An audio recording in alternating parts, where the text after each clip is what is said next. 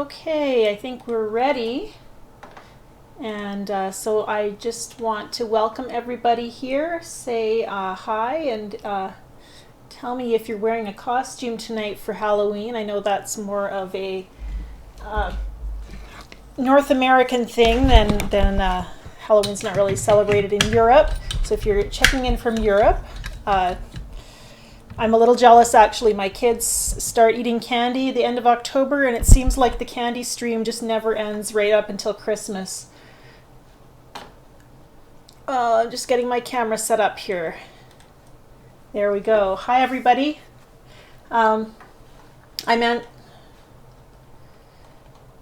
Oops. Just making sure it's working here. Say hi in the chat if you can hear me. I think we've got a live stream happening. So hi, I'm Angela Fair, and I want to welcome you to our October 31st live watercolor lesson. Every Monday I come online, I do a short watercolor lesson, mostly sharing things that come out of either my own studio practice or things that we've talked about in previous live lessons. And so I'm always excited to share with you because talking about watercolor is a great way for me to feel energized and creative and go into my studio with great ideas. So often different things come out of our conversations in the lesson that kind of spark my creativity and hopefully spark yours as well. And then when I get to share and communicate what I'm learning, it helps me be a better painter because it helps me analyze my own painting process and be able to articulate it to you.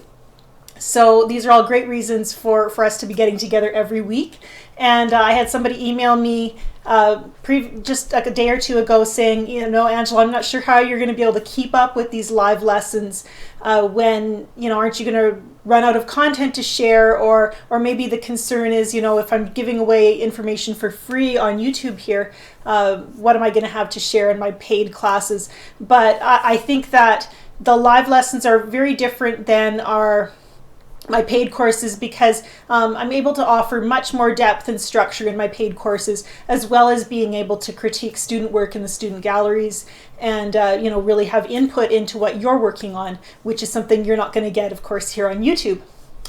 So we're going to get started here in just a second. I just want to share a little bit of news, things that have been going on here. And one of them is I have some artwork that came in the mail the other day along with this thank you card. And this is from Dreaming Zebra organization, thanking me for supporting World Watercolor Month. And if you remember back in July, hopefully you were able to participate and try to paint every day in July. And through that, during World Watercolor Month, I donated $1 from every course purchase during July to dreamingzebra.org, which is a foundation that provides art supplies to kids who might not otherwise have money or access to art classes and art materials. And so they sent me this thank you card. We were able to donate $300 from my course sales. I rounded up a little bit because I didn't quite have 300 sales, but and so that was exciting to be able to do. And then I also heard from other of my students who were inspired to donate on their own to Dreaming Zebra. So that's really cool. They sent me this thank you card, and then I also got this really lovely little glittery, very glittery card saying thank you. And there's a little note in there as well. Thank you for helping kids everywhere show their stripes, which is very cute. And then a watercolor, which I thought was even more special. And my kids saw this and just thought it was so bright and colorful. The elephants, it's got a very East Indian style, which I think is pretty cool. So that was from Dreaming Zebra. The other thing I want to show you just again is I'm seeing orders coming through for my 2017 watercolor calendar. This beautiful calendar, I really love the job the folks at Lulu do of printing these calendars for me to be able to offer to you. And there's 12 paintings in here from the last year, starting in January with my beautiful abstract titled Glorious, and then there's a variety of paintings through the calendar. There's landscapes, florals, and then the abstracts as well. And the paper is so nice and thick, you actually feel like you're lifting 2 pages when you flip the page over to the next month. And of course, that's really nice in a calendar. So beautiful quality. And if you're interested in getting a calendar, filling your life with color next year, or giving it as a gift, the link is in the description. And so without further ado, we're going to move on to talking about what I promised you, which is value studies. And last week we talked about values and the importance of strong contrasts, a variety of value in your paintings. And when we talk about value, we're talking about the range of light to dark tones in your painting. And today we're going to talk about values again, but we're going to really kind of step right out of the box and do some value studies that are not based on reference photos, first of all. And they break the rules that it's kind of an unspoken rule that when you're doing a value study, you use one color. You take maybe Payne's gray or a similar dark color, and you work from a variety of dark to light in that single color. But I want to do something that's a lot more fun, and we're going to actually break those rules, and we're going to say, you know what, who says you only have to use one color in a value study? Who says your value study has to be based on a photo? Who says you can't strengthen your composition skills by playing with your values in sketches that will strengthen your paintings, but don't have to be kind of this structured, student-y learning approach? So we're going to move right on to, I'm going to move my camera over here, and while I'm moving my camera to my work surface, I'm going to pop up a picture for you guys. And there we go.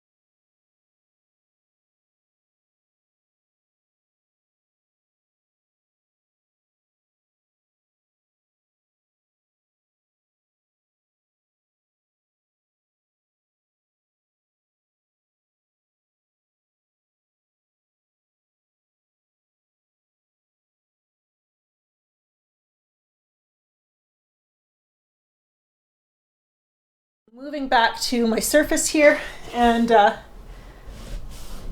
I'll just slide that down so you guys can see. And this is just a little 6-inch piece of paper. Oh, I'm sorry guys, I don't know why the sound went out there. I'm still learning how to use this software properly. I was just commenting that those 2 hummingbird paintings were inspired by my creative watercolor technique course, created by a student named Colleen Ellis. And Colleen used watercolor to stamp with that hummingbird stamp, and it's just quite beautiful. There is a link to creative watercolor techniques in the description for the course. And again, I apologize about the sound. That was my mistake. Okay, so here I have a little 6-inch sheet of paper, and I'm going to try doing just a little sketch starting with a single color. And we have been using Payne's gray, but today I'm going to use sepia, which is a brown.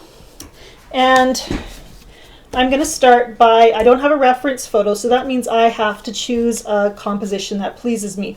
And I'm thinking just, I have a book actually on composition, and it talks about using some different standard shapes. So one compositional arrangement that they talk about is having like a cross shape where you have this strong vertical focal point. Let's make it darker. And then you have, you know, these other parts coming out from the side. This sepia color has some beautiful granulation to it, so you can really see some texture as you start to spread that color around. And so already you're seeing a strong pattern of dark right down the center there, and then a kind of a mid-tone, and then of course our light is still the white of the paper. And the idea here is we're exploring some ideas, and when I actually, this is my second time painting this cross style, because when I saw it the first time, I'm going to add a little yellow ochre. Yellow ochre is a lighter color, so we're going to have It's not going to be able to be as dark as the brown that we've already put down. And I'm just going to let it flow right up into the upper part of the page.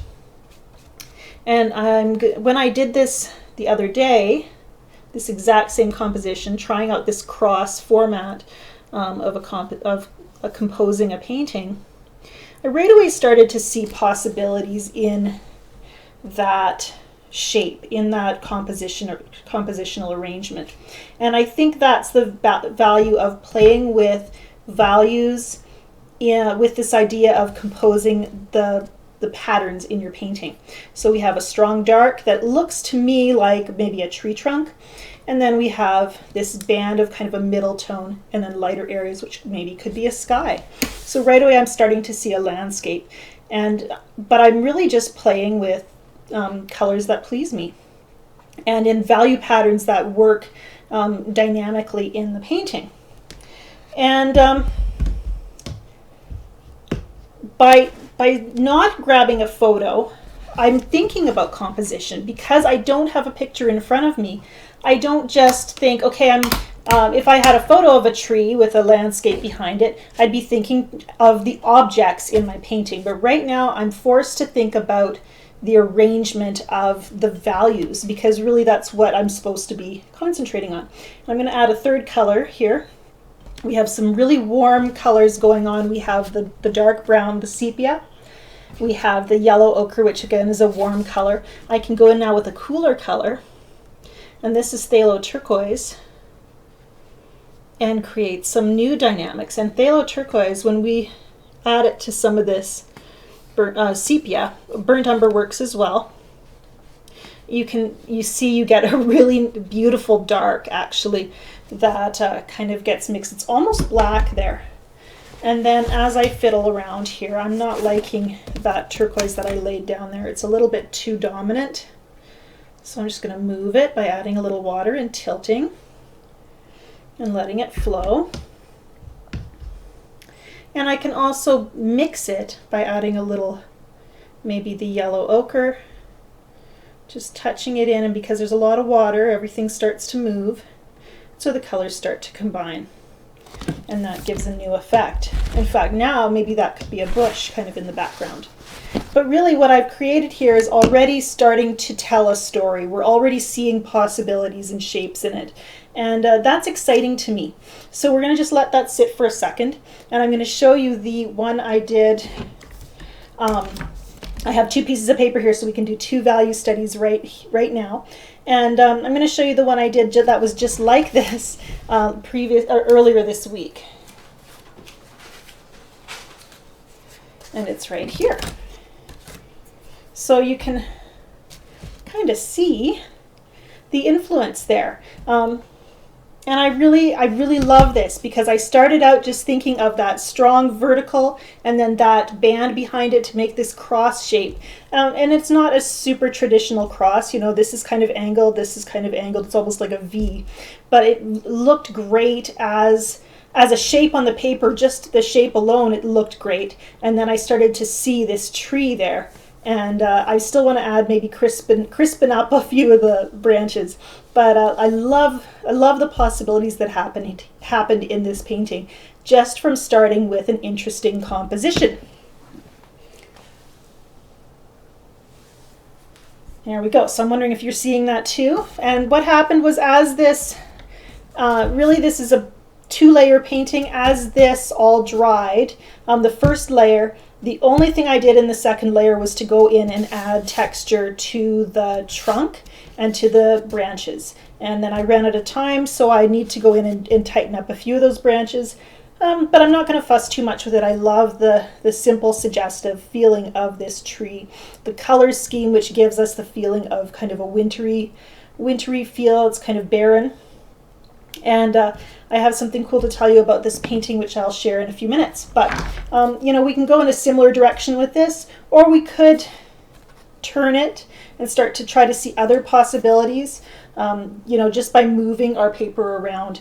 And then when you're working with creating a strong value study and a strong composition, that you get that freedom. So let's be a little more open-ended and do something completely different with this value study. And one thing I want to say about the colors that I use there is I was using what we call a triad. And actually I'm going to use a scrap of paper to explain that. I was using the yellow ochre, and I just splashed onto my paper underneath. Oops.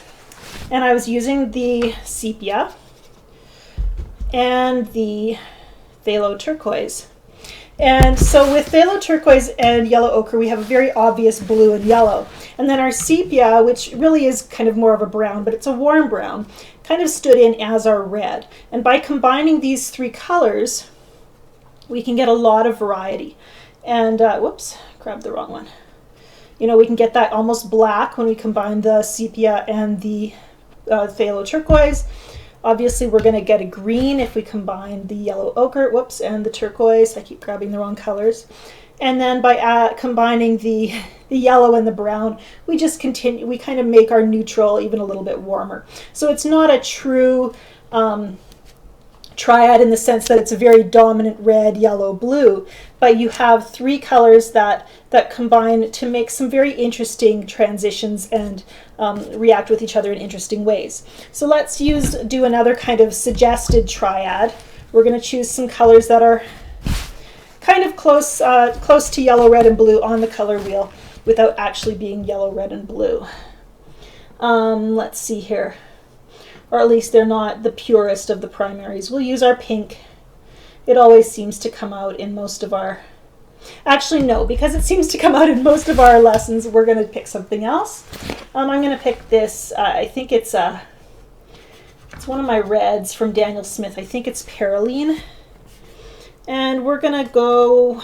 We have to think of an interesting shape or a dominant brush stroke. Let's do kind of a W. And that looks like something a 6-year-old would do right there. Isn't that funny? So we're going to just follow that kind of W shape and see where we go with it. And I like to tilt. I have this beautiful brush holder that was made for me by a potter friend. We'll just tilt our board up with that. And when I'm not using it to hold my board up, I can balance my brushes on it. I should show that to you right there. Just like so. Because they are always rolling away underneath the edge of my palette. So add a little more of that red. Now we have kind of a zigzag going on. Maybe we want to exaggerate it a little bit more. And red tends to be very dark on the value scale. If you were to convert it to black and white, it would be closer to a dark than to a light. And we're going to use our yellow ochre again because I've been really enjoying it.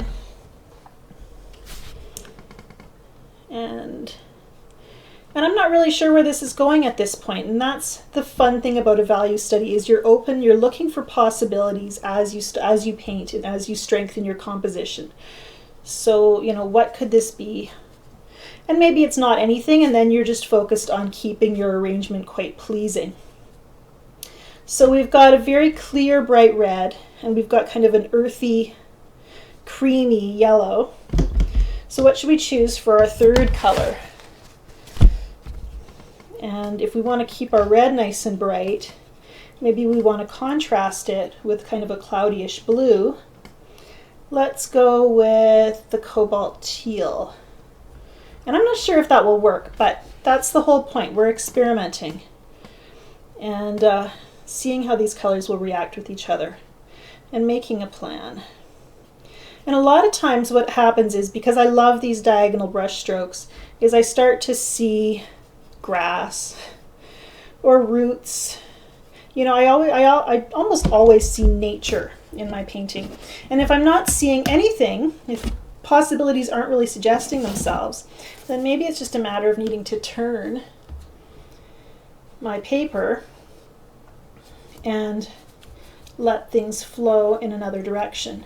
See some possibilities and shapes elsewhere. And I'm really liking the cobalt teal and the red and yellow. When they combine together, they make this kind of beautiful neutral gray. And you can see little hints of it flowing into the cobalt in really beautiful ways. Liking that.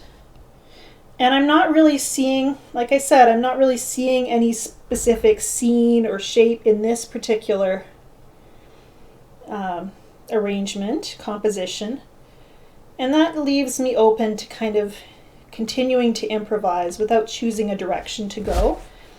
And what happens is when you're doing that, you are strengthening your composition skills because you are paying attention to the patterns of light and dark, to texture and contrast in your scene, rather than to trying to copy something to make it look more realistic. And if you guys are seeing something in this little study, you know, if it's suggesting certain shapes to you, and often I see birds' wings or feathers of some kind, feel free to shout it out though.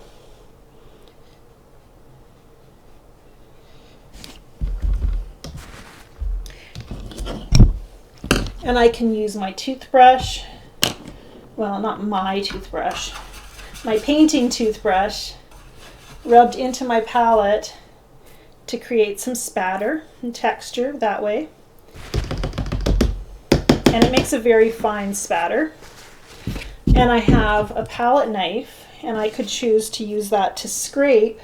And sometimes I'll dip it right into kind of sticky paint in my palette, and then create some lines and grooves.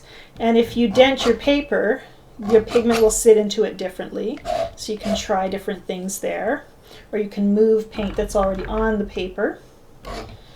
So it gives you another opportunity to see something interesting happen. I think I need yellow ochre on my palette knife. And I've kind of got a gluey little chunk there. And if I push that gluey chunk into a really damp area of my paper, and there's still red on there too, you just never know what you'll catch, what will happen and appear. So those are some different options. And then I had that little skinny rigger brush, which I hadn't pulled out yet. And I can use that, maybe saturated with some paint. I'm going to use the cobalt teal. And as this starts to dry, if I create some lines, they'll blur, but they might not disappear entirely. So then I can create some interesting marks. Not just by putting paint on my paper with, you know, a paint saturated brush, but because that brush will also be pulling the paint around that's already there.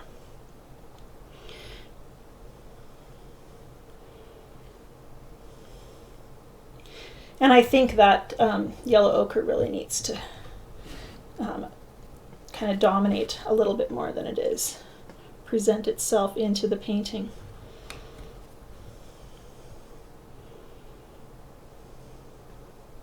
And because it's a little bit of an opaque color, it will actually stand out just a little bit more, a little bit cloudier on the surface of your paint, even if the paint is a bit darker.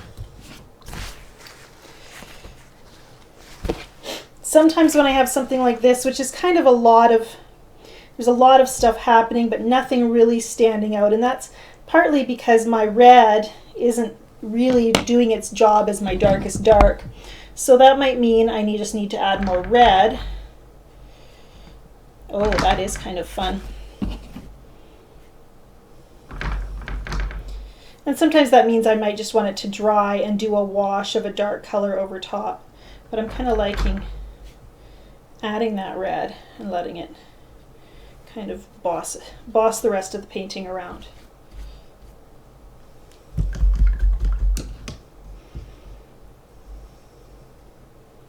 And a little bit of that blue, because they kind of make a dark when those two colors combine.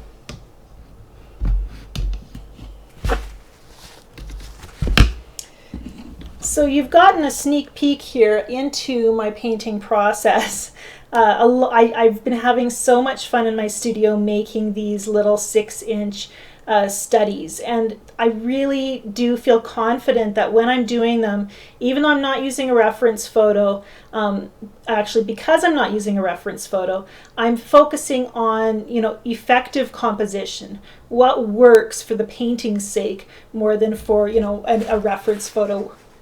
And even if you're not an abstract painter and you want to paint stuff, you can use this kind of warm-up to really help you understand composition and value. And you can very much be inspired by reference photos, by images, to create interesting compositions. So when you're looking at a reference photo, instead of looking at the objects in the photo, you're studying instead the patterns of light and dark that you see, and how it works in terms of value, and how those values might look if you were to simplify it right down to its most abstract sense. And that gives you a stronger composition, which makes your paintings more dynamic.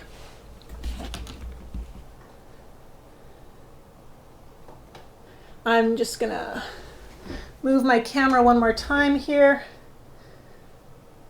and we'll wrap this up.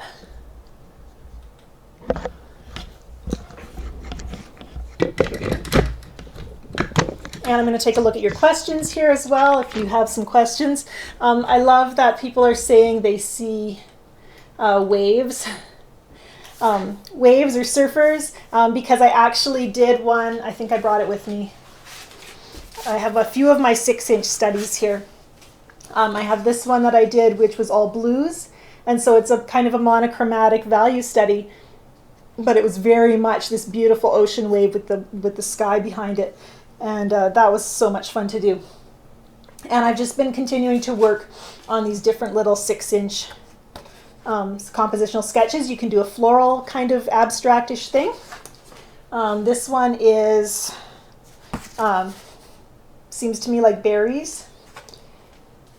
And then this one again is that kind of triad that we talked about, kind of a reddish brown, blue, and yellow. And this one, of course, looks like a kind of a hilly bluff of some kind.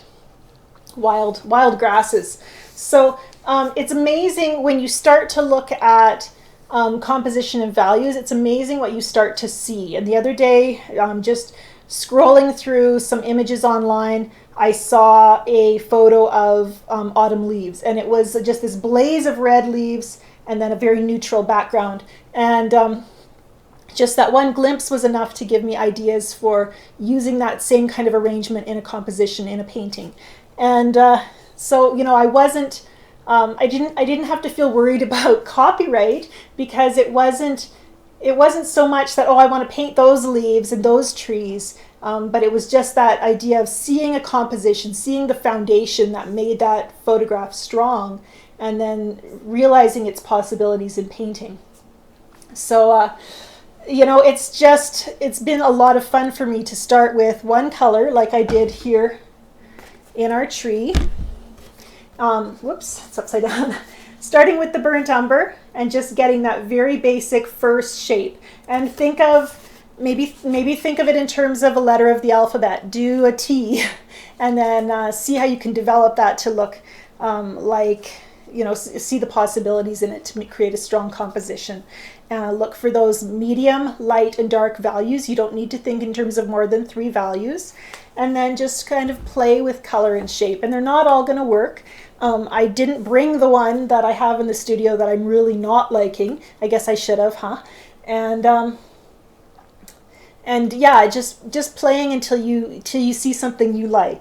And I have a go-to shape that I do, and that's the diagonal. I love a diagonal, and I'm always using diagonal brush strokes or a diagonal composition. And so one thing that I'm doing with these value studies is trying to break out of my rut of always being on the diagonal and trying out other possibilities.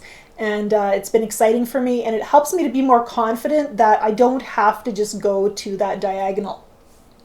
Okay, Bev has asked about using a stage lighting filter to look through to see values in a landscape. And yes, I have heard of this. I've talked about converting things to black and white, but it doesn't have to be black and white. If you can get your hands on a transparent sheet of like overhead transparency film is one way to do it. If you have access to stage lighting stuff, you might go that way. But just a red or a green filter, if you hold something like that, a clear piece of red or green plastic up over your painting or over your eyes, you can see everything in terms of value as well, and it works quite well.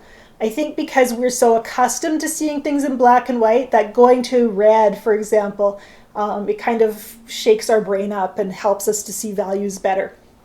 I actually have a little piece of plastic that I bought at a quilt shop that does the same thing. I have a red and green filter, and they're only about that big, but they're big enough to hold over my eyes so I can look and really analyze the values. If I'm having trouble distancing myself from my image enough to see the values kind of impartially.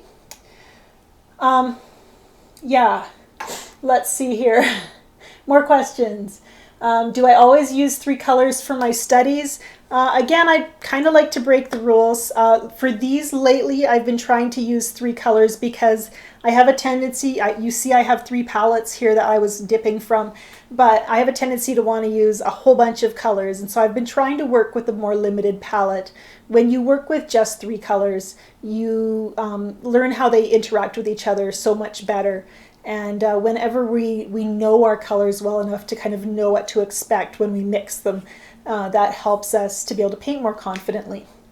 So I think limiting your colors is a good idea, just as an exercise, as an artistic discipline, if you will.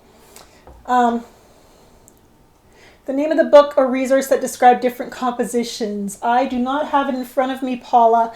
And I'm not 100% sure I would recommend it, just because for myself, the artist was very cerebral, very structured in how he approached it. And for me, that's always kind of a turnoff. I want to have fun with what I'm doing.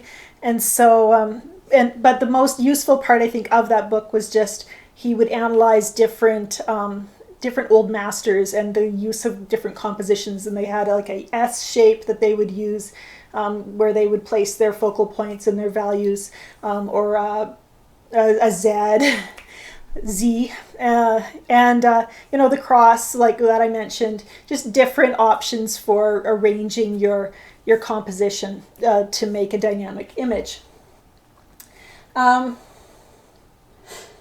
Just looking at your questions here a little bit more. I love everybody's comments on what you're seeing in the image. Oh, I'm sorry, Dolores. The masking fluid mess sounds like a disaster. Yeah, Bev, you're talking about keeping your palette simple, 6 primaries and 2 neutrals. I have 6 palettes in my studio that I dip from, but I do try to keep to about 6, no more than 6 colors if I can, in one single painting. And what I've found is because I go back and forth in my painting, in between several paintings, it's a good idea to stick with the same palette for everything you're working on at that time, or at least close to the same palette, because it's very hard to go back if you're using like 3 different yellows for 3 different paintings to remember which yellow you used in which painting. So I've been finding that it's very helpful for me to kind of say, okay, right now my current favorite color is this brown and this yellow and this blue, and kind of stick with those until my next kind of batch of paintings gets started, and then I can broaden my reach again. Let's take a look here. Yeah, the cobalt teal is a lovely color. I love seeing everybody chatting with each other on the chat. I think I'm pretty much covered most of the questions. Velma asks if I use an aught light or a true light source. Right now I'm in my office, which has a beautiful big north-facing window, and then just standard daylight bulbs, I think, in my light fixtures, and the same in my studio. I have lots of north light, which is a really nice indirect light, but I haven't invested in expensive aught light bulbs or anything like that, although some part of me always would like to try it and see if it really is better. It's about whether or not you want to commit to that. I have one of my artist friends, we were at an art show on Friday, and she commented that she does all her paintings in her basement, and when she brings them out into a gallery where they're actually lit by, directly lit, they always look so much brighter because, she's used to painting in the dark in the basement. The red I used, I'm pretty sure, I'm having a hard time reading it on my palette. I believe it's either Perylene Red from Daniel Smith or Pyrrol Red, which is Pyrrol. It's one of those two. They're both nice, vivid reds. Again, thank you guys for joining me today. I think we're pretty much wrapping up here. And I do want to tell you about something that's going on starting tomorrow. The reason I have all these beautiful little 6-inch paintings is because I'm doing a special event during the month of November. Every weekday in November, I will have a new painting available on my website for purchase. They are going to be 6 inches, square, mounted on a wood panel, so they'll be ready to hang, and they are priced at under $100 US. So there'll be and I can ship them out before Christmas. That's the main details. There's going to be a new one every day, and it's first come first serve. Launching at noon Pacific time tomorrow, and I think this little tree will be the first one we put up, because so far it's my favorite.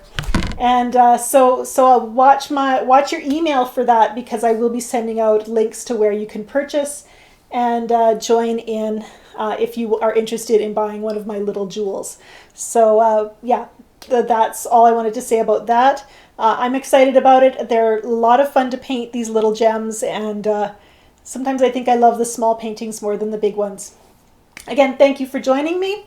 I'm Angela Fair. Have a great day, and I'll see you next Monday.